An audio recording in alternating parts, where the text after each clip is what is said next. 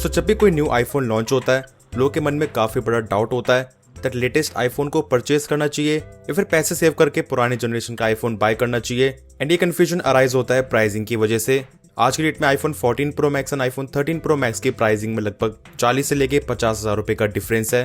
And इसी के साथ एक और डाउट आता है दैट अगर आप लोग आईफोन 13 प्रो मैक्स को यूज कर रहे हो सो क्या आपको 14 प्रो मैक्स पे अपग्रेड करना चाहिए। सो आज की इस वीडियो में हम इन सब चीजों की बात डिटेल में करेंगे।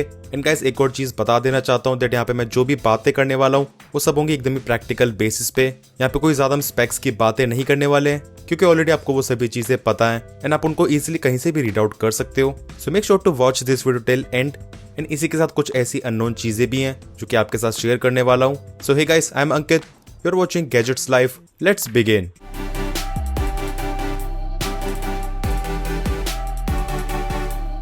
अगर आपको भी इसी तरह की इन्फॉर्मेटिव वीडियोस पसंद है, make sure to subscribe this channel क्योंकि मैं इसी तरह की वीडियोस रेगुलर बेसिस पे लाता रहता हूँ। सो सबसे पहले बात करते हैं डिजाइन एंड लुक्स की।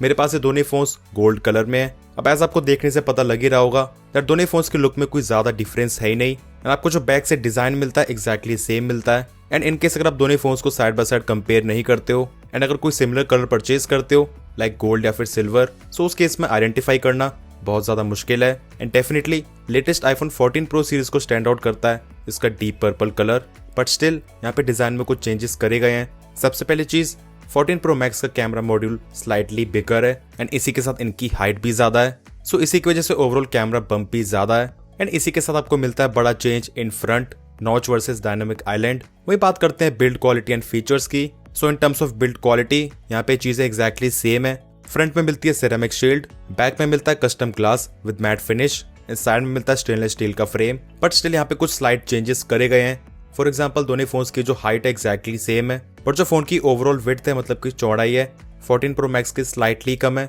अब ऐसा इसलिए क्योंकि यहाँ पे जो 14 प्रो मैक्स की डिस्प्ले है उसके जो बेजल्स हैं वो स्लाइटली कम है। अब जो डिफरेंस है वो बहुत ही ज्यादा माइन्यूट है एंड ध्यान से देखने भी पता चलता है। एंड इसी के साथ 14 प्रो मैक्स की जो थिकनेस है वो स्लाइटली ज्यादा है 7.9 mm versus 7.7 mm on iPhone 13 Pro max. But guys ये सभी चीजें प्रैक्टिकल लाइफ में बिल्कुल भी डिफरेंस क्रिएट नहीं करती हैं। एंड वहीं अगर हम बात करें फीचर्स की तो यहाँ पे कुछ डिफरेंसेस मिलते हैं।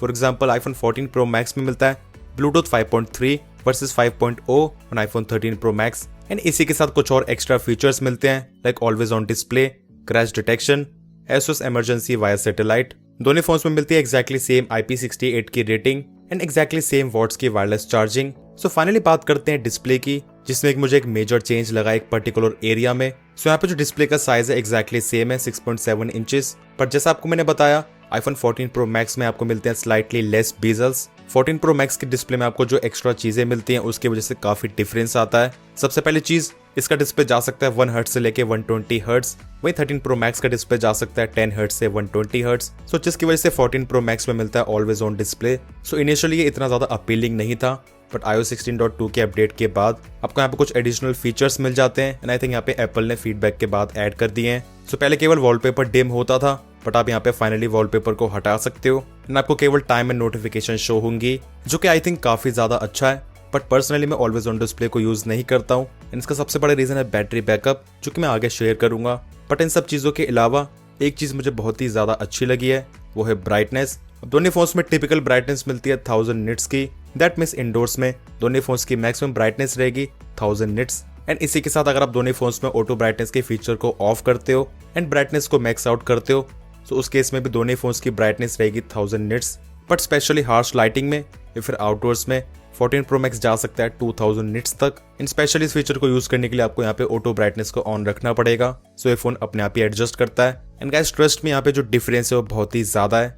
ऐसे यहाँ पे नंबर्स बता रहे हैं 1000 वर्सेस 2000। सो जब भी आप फोन को बाहर यूज करते हो फॉर एग्जांपल कैमरा के लिए या फिर नॉर्मली फोन को यूज करते हो, सो उस केस में आईफोन 14 प्रो मैक्स की visibility is just outstanding. And particularly इस चीज में यहाँ पे मुझे एक मेजर अपग्रेड लगा।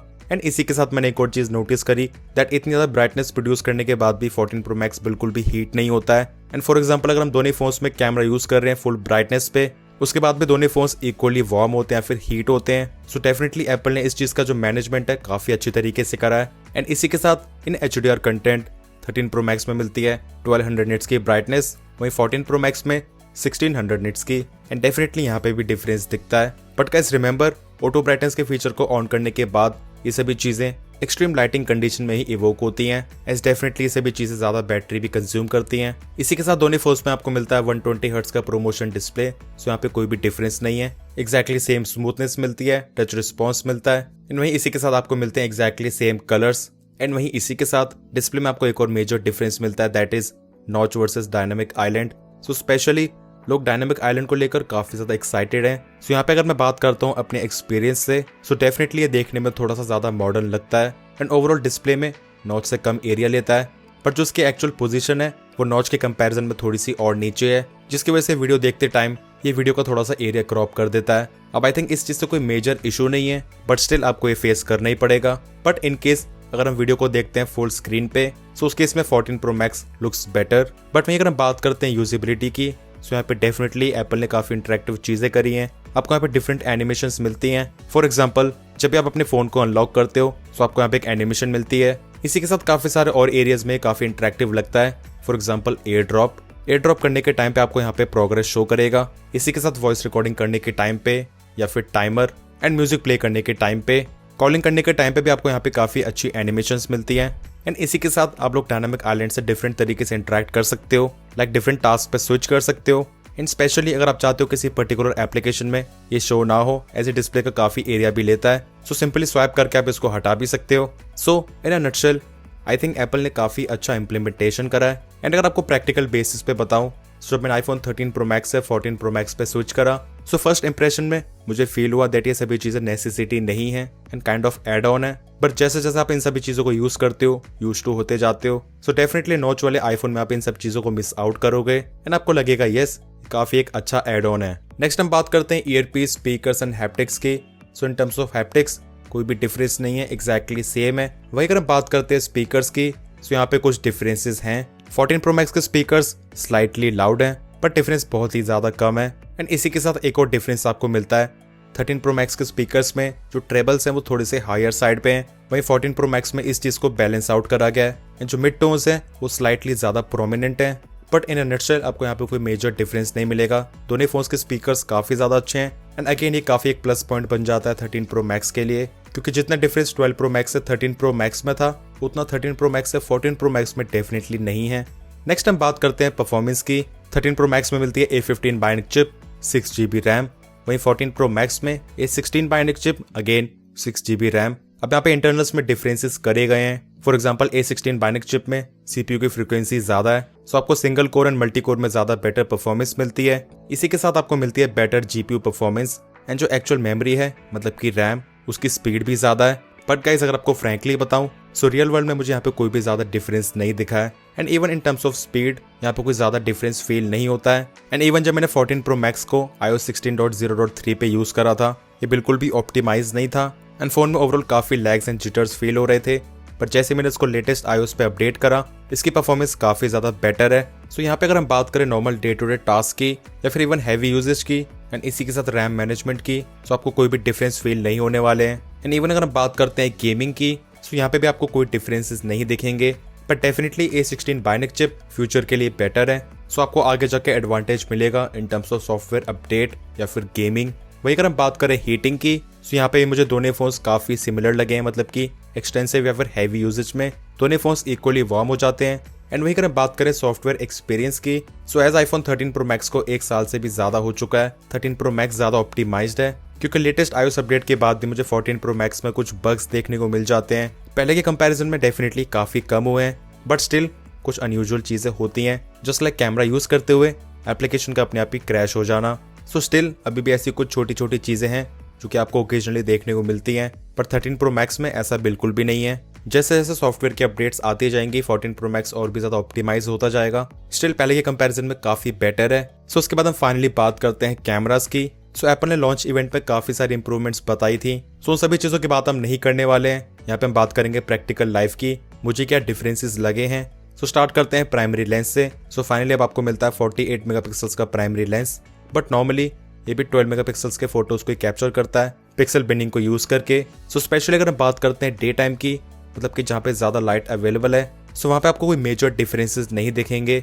अब यहाँ पे कुछ डिफरेंसेस करे गए हैं in terms of colours and skin tones. 14 Pro Max में मिलते हैं ज्यादा नेचुरल कलर्स एंड जो स्किन टोन्स हैं वो भी कुछ ज्यादा ही नेचुरल हैं। सो इस चीज़ को यहाँ पे हम एज इम्प्रूवमेंट काउंट नहीं कर सकते हैं, क्योंकि मे भी हो सकता है कुछ लोग ऐसे हो जिनको iPhone 13 Pro Max के फोटोज ज़्यादा अच्छे लगते हो। एंड स्पेशली यहाँ पे आप एक और चीज़ देख सकते हैं, जो स्काई का कलर है iPhone 13 Pro Max में ज़्यादा ब्लू है, ज़्यादा अपीलिंग लगता है। एंड 14 Pro Max कुछ ज़्यादा ही नेचुरल है। सो स्पेशली डे लाइट में आपको काफ़ी कम डिफरेंसेस मिलेंगे। भले अगर हम बात करें डिटेल्स की या फिर HDR परफॉर्मेंस की, जो बेसिक डिफरेंस मिलता है वो है वाइट बैलेंस एंड कलर्स में। अब एक एडवांटेज आपको 14 Pro Max में मिलता है, वो है 2x का ऑप्शन। एंड 13 Pro Max में 1x के बाद मिलता है डायरेक्टली 3x। तो स्पेशली मुझे ये चीज़ काफ़ी यूजफुल लगी है। भले अगर हम बात करते हैं नॉर्मल फोटोज़ की या फिर पोर्ट्रेट फोटोज़ की, कई बार ऐसा होता है दैट 3x कुछ ज़्यादा ही जूम इन हो जाता है। अब एज जो ये 2x का ऑप्शन है, ये डिजिटली क्रॉप करता है 48 मेगापिक्सल वाले प्राइमरी लेंस से। बट इसके बाद भी यहाँ पे जो क्वालिटी है वो काफ़ी अच्छी है। ऐसा बिल्कुल भी नहीं लगता है दैट ये जूम क्रॉप इन करके क्रिएट करा गया है। बट यहाँ पे मैसिव डिफरेंस निकल कर आता है रॉ फोटोज में। सो दोनों फोन्स में आपको रॉ फोटोज को कैप्चर करने का ऑप्शन मिलता है। सो 13 Pro Max कैप्चर करता है 12 मेगापिक्सल्स पे, बट वहीं 14 Pro Max कैप्चर कर सकता है अप टू 48 मेगापिक्सल्स। इनका इस डेफिनेटली इन फोटोज का साइज भी काफी ज्यादा होता है। For example generally 13 Pro Max के फोटोज रहते हैं 35 से लेके 40 MB के, एंड वहीं 14 Pro Max के 70 से लेके 80 MB के। इनका इस डेफिनेटली यहाँ पे जो डिटेल्स आती हैं वो काफी ज्यादा बेटर आती हैं। इनफैक्ट फोटोज के एक्चुअल साइज के कंपैरिजन में डिटेल्स में ज्यादा डिफरेंस दिखता है। So specially in terms of photos ये एक चीज मुझे लगी है जो कि मेजर डिफरेंस क्रिएट करती है। वहीं अगर हम बात करें अल्ट्रा वाइड लेंस की, तो यहाँ पे भी कोई मेजर डिफरेंसेस नहीं है। जो डिफरेंस प्राइमरी लेंस में मिलते हैं वही डिफरेंस अल्ट्रा वाइड लेंस में है। आपको स्लाइटली बेटर डिटेल्स मिलती हैं, इसी के साथ मोर नेचुरल कलर्स। इन यहाँ पे जो डिटेल्स में डिफरेंस है वो काफी ज्यादा कम है, स्पेशली जूम इन करने पे पता चलता है। एंड वहीं अगर हम बात करते हैं टेलीफोटो लेंस की, तो यहाँ पे भी अगेन काफी माइनर डिफरेंसेस हैं।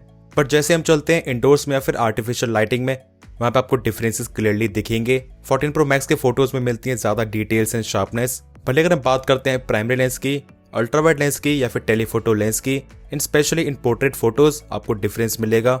ये चीज आउटडोर्स में डे टाइम में विजिबल नहीं है, बट इंडोर्स में या फिर आर्टिफिशियल लाइटिंग में, स्पेशली पोर्ट्रेट फोटोज में 14 Pro Max काफी बेटर परफॉर्म करता है। बट अगेन इंडोर्स में भी जो iPhone 14 Pro Max में कलर्स मिलते हैं कुछ ज्यादा नेचुरल हैं। स्पेशली आप देख सकते हैं यहाँ पे जो स्किन टोन्स हैं उनमें भी मेजर डिफरेंस है।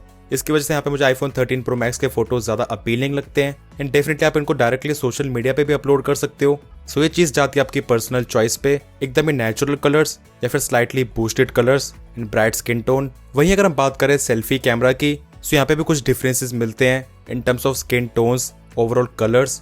एंड इसी के साथ लेटेस्ट आईफोन्स के सेल्फी कैमरा में मिलता है ऑटो फोकस। अब जो ओल्ड आईफोन्स में फिक्स्ड फोकस मिलता है वो भी अच्छी तरीके से काम करता है, बट ऑटो फोकस होने की वजह से आप काफी क्लोज जा सकते हो। एंड स्पेशली फोटोज में आपको मेजर डिफरेंसेस मिलेंगे।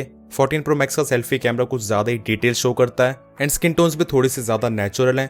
वहीं जो iPhone 13 Pro Max है उसके सेल्फी कैमरा से लिए गए फोटोज थोड़े से वार्म टोन पे आते हैं, बट स्पेशली जो फेस पे डिटेल्स एंड टेक्सचर होते हैं 14 Pro Max उन सभी चीजों को कुछ ज्यादा ही शो करता है। सो यहाँ पे भी अगेन ये चीज जाएगी आपकी पर्सनल चॉइस पे। वहीं अगर हम बात करें वीडियोस की, तो यहाँ पे और भी कम डिफरेंसेस हैं। दोनों फोन सभी लेंसेज से शूट कर सकते हैं 4K 60 FPS वीडियो। सो iPhone 14 Pro Max के प्राइमरी लेंस में आपको मिलता है sensor shift OIS second generation, but इसके बाद भी यहाँ पे मुझे कोई ज्यादा डिफरेंस नहीं दिखा है। वीडियोस में स्टेबलाइजेशन काफी सिमिलर लगता है। सो ओवरऑल अगर हम बात करते हैं दोनों फोन से नॉर्मल वीडियोस को शूट करने की, सो यहाँ पे दोनों फोन्स काफी सिमिलर परफॉर्म करते हैं, but specially in terms of videos आपको 14 Pro Max में कुछ एक्स्ट्रा फीचर्स मिलते हैं। For example action mode video को आप शूट कर सकते हो 2.8K at 60 FPS पे, एंड वो भी बैक में तीनों ही लेंसेज से, मतलब कि ultra wide, primary as well as telephoto lens. And definitely यहाँ पे कोई कंपैरिजन नहीं है, काफी ज्यादा स्टेबल वीडियोस आप शूट कर सकते हो। बट एक चीज आपको ध्यान रखनी होगी दैट लो लाइट सिचुएशन में वीडियो इतनी ज्यादा अच्छी नहीं आती है, डिटेल्स थोड़ी सी कम हो जाती हैं as compare to normal video. वहीं in terms of cinematic video आपको यहाँ पे अपग्रेड मिलता है 4K 30 FPS का। सो यहाँ पे भी डिफरेंसेस डेफिनेटली विजिबल हैं। जितने डिफरेंस आपको मिलता है full HD and 4K video में सेम डिफरेंसेस दिखेंगे। 4K वीडियो ज्यादा शार्प है, ज्यादा डिटेल्स हैं। एंड इनफैक्ट एक और चीज मैंने नोटिस करी है that latest iPhone 14 Pro Max में जो एज डिटेक्शन है वो भी स्लाइटली बेटर है। एंड वहीं अगर बात करते हैं सेल्फी कैमरा से ली गई वीडियोस की, सो यहाँ पे भी नो मेजर डिफरेंस, आपको मिलता है kind of same stabilisation, but definitely photos की तरह ही in terms of white balance 13 Pro Max की वीडियो मिलती है थोड़ी सी वार्म टोन पे, एंड 14 Pro Max की वीडियो मिलती है थोड़ी सी कूलर टोन पे। एंड इवन स्पेशली आउटडोर्स के साथ साथ अगर हम बात करते हैं वीडियोस की इन आर्टिफिशियल लाइटिंग, सो वहाँ पे भी जो आउटपुट है काइंड ऑफ सिमिलर है। भले अगर हम बात करते हैं प्राइमरी लेंस से ली गई वीडियोस की, यहाँ पे आप देख सकते हैं 4K 60 FPS वीडियो, वही स्लाइड आपको वाइट बैलेंस पे डिफरेंसेस मिलेंगे, इसके अलावा नो डिफरेंस।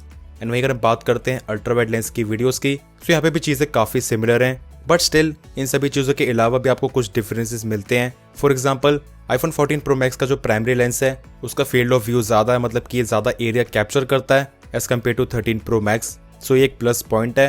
एंड इसी के साथ दोनों फोन्स में मिलता है मैक्सिमम 15x जूम, बट इसके बाद भी 14 Pro Max का जूम काफ़ी ज़्यादा बेटर है एंड ये चीज़ क्लियरली विजिबल है, ज़्यादा शार्प एंड क्रिस्प है। एंड वहीं अगर हम बात करें मैक्रो शॉट्स की, सो यहाँ पे भी आप एक्सपेक्ट कर सकते हो स्लाइट इंप्रूवमेंट्स। 14 Pro Max के सैंपल्स थोड़े से ज़्यादा डिटेल्ड आते हैं with little bit more sharpness, but in terms of macro photography मैंने एक और चीज़ नोटिस करी है दैट 13 Pro Max सब्जेक्ट के थोड़ा सा ज़्यादा क्लोज जा सकता है। वहीं अगर हम बात करें एक्सट्रीम लो लाइट सिचुएशंस की, सो यहाँ पे डिफरेंसेस और भी ज़्यादा विजिबल है। 14 Pro Max के सैंपल्स में मिलती हैं ज़्यादा अच्छी details with less noise, but specially यहाँ पे मैंने एक चीज़ नोटिस करी है दैट जो स्काई का कलर है वो 13 Pro Max ज़्यादा बेटर तरीके से कैप्चर करता है, ज़्यादा ब्लूइश है। इन 14 Pro Max में फोटो एक काइंड ऑफ वार्म या फिर ग्रीनिश टोन पे चला जाता है। सो इन अ नटशेल यहाँ पे जो डिफरेंसेस है वो काफ़ी ज़्यादा कम है एंड स्पेशली कुछ पर्टिकुलर एरियाज में आपको मेजर डिफरेंस मिलते हैं जो कि मैंने आपको ऑलरेडी हाईलाइट कर दिए हैं। नेक्स्ट इसके बाद हम बात करते हैं बैटरी लाइफ की। एंड आई नो इस डिपार्टमेंट में लोगों को काफ़ी कन्फ्यूजन है। मैंने इन दोनों फोन्स को टेस्ट करा है, प्रैक्टिकल लाइफ में हेवीली यूज़ करा है। सो इन केस अगर आप 14 Pro Max में यूज़ करते हो ऑलवेज ऑन डिस्प्ले, सो इसकी बैटरी लाइफ काफ़ी ज़्यादा कम चलेगी एंड इनफैक्ट हो सकता है हैवी यूजेज में आपको ये फ़ोन 2 बार ही चार्ज करना पड़े इन अ सिंगल डे। बट वहीं आप जैसे 14 Pro Max में ऑलवेज ऑन डिस्प्ले को ऑफ करते हो, सो गाइस सैडली उसके बाद भी इसकी बैटरी लाइफ 13 Pro Max के कंपैरिजन में थोड़ी सी कम है, क्योंकि यहाँ पे जो एक्चुअल बैटरी की कैपेसिटी है वो भी 13 Pro Max के कंपैरिजन में स्लाइटली कम है। And as latest 14 Pro Max में आपको मिलती है super bright display A16 bionic chip जो कि ज़्यादा पावरफुल है। बट गाइस इन सभी चीज़ों के अलावा भी जब मैंने दोनों फोन्स को काफ़ी नॉर्मल तरीके से यूज़ करा लाइक मीडियम ब्राइटनेस पे, सो उस केस में भी 13 Pro Max की बैटरी लाइफ स्लाइटली बेटर है। सो मे भी हो सकता है आने वाले फ्यूचर अपडेट्स में एप्पल इस चीज़ को फिक्स कर दे एंड 14 Pro Max की बैटरी लाइफ बेटर हो जाए। एंड इवन आप देख सकते हो काइंड ऑफ मिक्स यूजेज में iPhone 13 Pro Max में लगभग 10.5 घंटे का स्क्रीन ऑन टाइम, वो भी यहाँ पे जो एक्चुअल बैटरी यूजेज है वो 50% से भी कम है। सो गाइज ये तो सभी बातें हो गई कंपैरिजन की। फाइनली बात करते हैं कंक्लूजन की। सो इन केस अगर आप लोग 13 Pro Max को यूज़ कर रहे हो एंड जो एक्स्ट्रा चीज़ आपको मैंने बताई अगर आपके लिए वो मैटर नहीं करती हैं, गाइज आई डोंट रिकमेंड। अभी भी आज के डेट में 13 Pro Max काफ़ी सॉलिड डिवाइस है, बट वहीं कुछ लोग ऐसे हैं जिनको किसी भी चीज़ से कॉम्प्रोमाइज़ नहीं करना है एंड उनको चाहिए एकदम लेटेस्ट टेक एंड इसी के साथ उनका कैमरा को कुछ ज़्यादा ही यूजेज है। सो उस केस में you can definitely go with 14 Pro Max। But guys still remember मेरे हिसाब से दोनों फोन्स में से 13 Pro Max ज़्यादा वैल्यू फॉर मनी डिवाइस है अगर आपको स्पेशली वो सभी फीचर्स नहीं चाहिए। सो गाइज आप लोगों के क्या थॉट्स हैं कमेंट सेक्शंस में ज़रूर बताना। वीडियो पसंद आया तो वीडियो को लाइक ज़रूर कर देना। चैनल पर नहीं हो so make sure to subscribe this channel, क्योंकि मैं इसी तरह की वीडियोस लाता रहता हूँ। मिलते हैं मेरी नेक्स्ट इन्फॉर्मेटिव वीडियोस में। Till then take care.